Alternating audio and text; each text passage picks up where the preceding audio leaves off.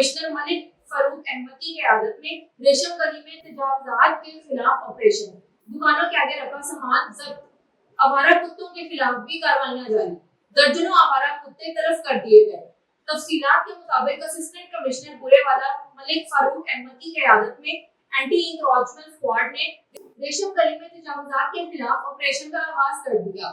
दुकानों के बाहर सड़क पर कायम तजावुज़ात खत्म करवा दे और हदूद से बाहर रखा गया सामान जब्त कर लिया, जबकि दीगर दुकानदारों को सख्ती से हदायत जारी की कि दुकानों के बाहर कायम तजावुज़ात फौरी खत्म कर दी जाए, वरना सामान जब्त कर लिया जाएगा। दरअसल आवारा कुत्तों के खिलाफ जारी मुहिम के सिलसिले में म्युनिसिपल कमेटी की टीमों ने शहर के मुख्तलिफ मकामात पर आवारा कुत्तों को तलब कर दिया।